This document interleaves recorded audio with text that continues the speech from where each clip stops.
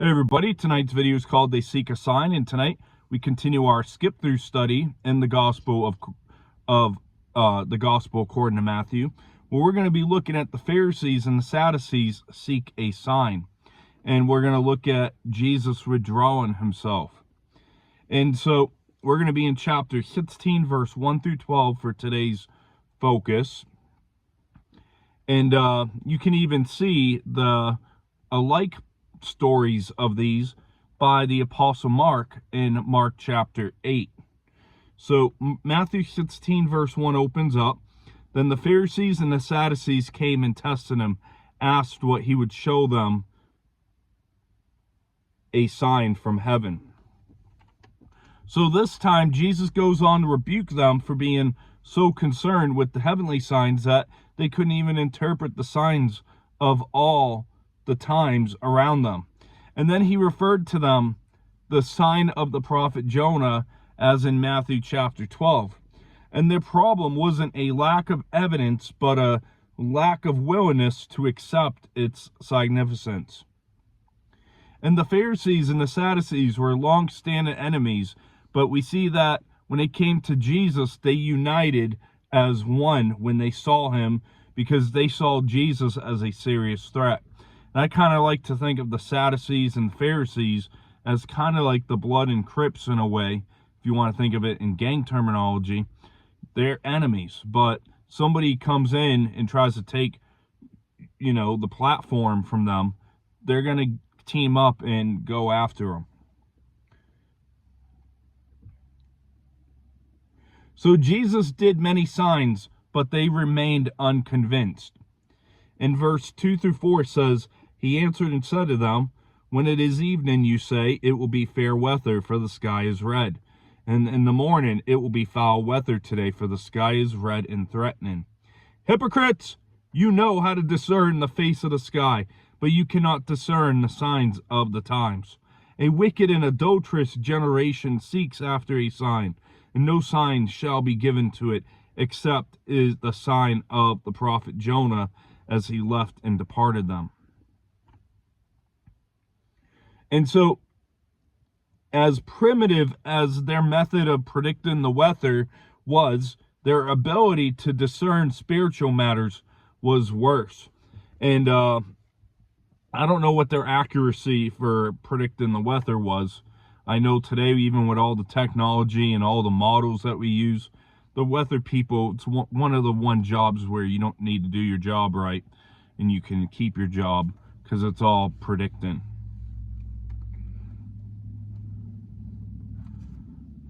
But we see that just like lousy meteorologists, they could not see the signs of the time in accordance to spiritual matters. And they had the long promised and long awaited Messiah in their midst, but they refused to acknowledge him. They did not like him. And so Jesus pokes the buttons more, and he condemns their hypocrisy. Verse 5 through 10. Now when the disciples had come to the other side, they had forgotten to take bread. Then Jesus said to them, take heed and beware of the leaven of the Pharisees and the Sadducees. And they reason among themselves, saying, it is because we have taken no bread. But Jesus, being aware of it, said to them, O you of little faith, why do you have reason among yourselves? Because you have brought no bread? Do you not understand or remember the 5 loaves of the 5,000, or how many baskets you took up?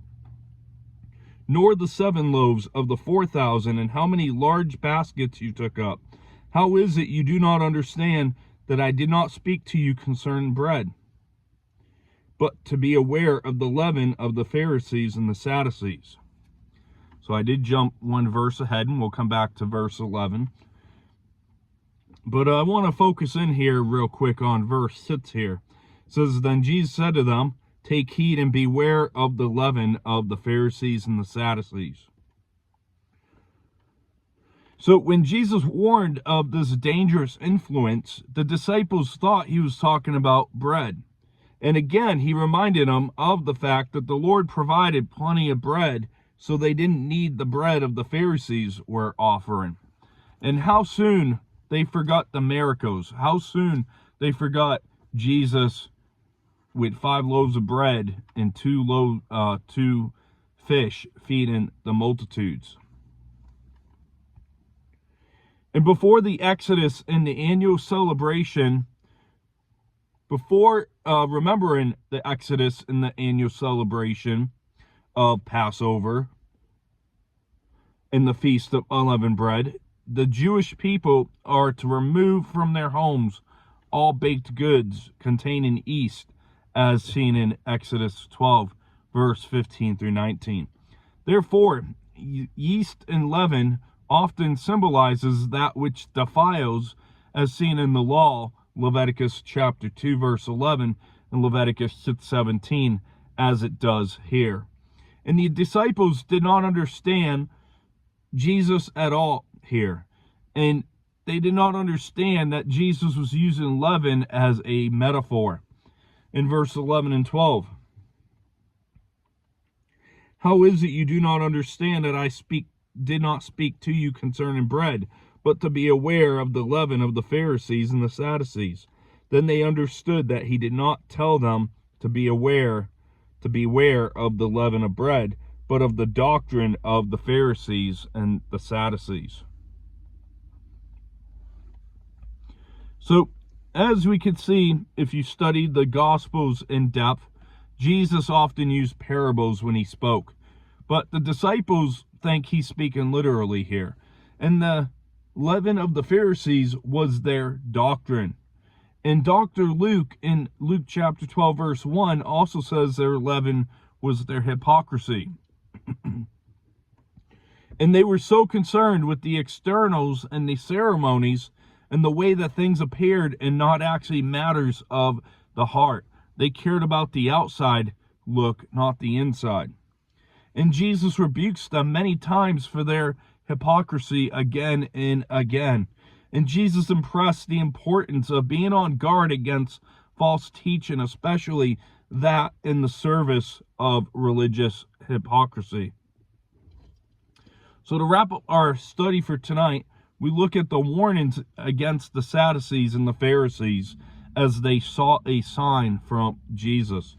And I want to go back a couple chapters in the chapter 12. And I actually want to read the passage that I was speaking of with Jonah.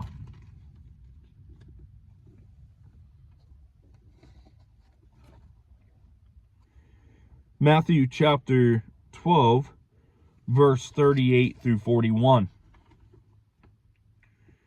Says, then some of the scribes and Pharisees answered, saying, Teacher, we want to see a sign from you.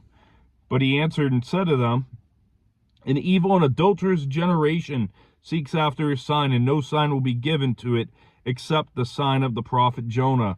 For as Jonah was 3 days and 3 nights in the belly of the great fish, so will the Son of Man be 3 days and 3 nights in the heart of the earth. The men of Nineveh will rise up in the judgment of with this generation and condemn it, because they repented at the preaching of Jonah, and indeed a greater than Jonah is here. The queen of the south will rise up in the judgment with this generation and condemn it, for she came from the ends of the earth to hear the wisdom of Solomon, and indeed a greater than Solomon is here. So Jesus had already been asked for a sign, and he's already pointed them to the sign of Jonah. And tradition held that the sign done on earth could be counterfeit from Satan, but signs from heaven coming from or in the sky were assumed to be of divine only. And Jesus promised a sign would have the power to bring people to faith, his resurrection. And if you remember our study from earlier in the summer, we went through pretty much, I think, right from like Memorial Day through most of October, we went through the Minor Prophets, and we looked at the book of Jonah. And we compared how Jonah was like a picture of Jesus. And they sacrificed themselves so that others would be saved. They both came back 3 days and preached repentance. And today, verse 5 through 12 in this section ends with Jesus cautioning his disciples against false teaching. And we need to be careful with false teaching, as it corrupts faith and holiness. Let's look at 1 Corinthians 5, verse 6 through 8. It says, "Now these things, brethren, I have figuratively transferred to myself and Apollos for your sake, that you may learn from us not to think beyond what is written, that none of you may be puffed up on behalf of one against the other. For who makes you differ from another? And what do you have that you did not receive? Now if you did indeed receive it, why do you boast if you had not received it? You are already full, you are already rich, you have reigned as kings without us. And indeed I could wish you did reign, that we also might reign with you." So, actually I'm in the wrong chapter. I'm like, wait a second, I don't see the word leaven in what I just read. Let's try this. 1 Corinthians 5, verse 6 through 8. "Your glorying is not good. Do you not know that a little leaven leavens the whole lump? Therefore purge out the old leaven, that you may be a new lump, since you truly are unleavened. For indeed Christ our Passover is sacrificed for us. Therefore let us keep the feast, not with the old leaven, nor with the leaven of malice and wickedness, but with the unleavened bread of sincerity and truth." So the Apostle Paul also spoke of how leaven is a symbol against false teaching. That's going to wrap up our study for today. We'll see you next, as we're going to be with the IRS. Just kidding.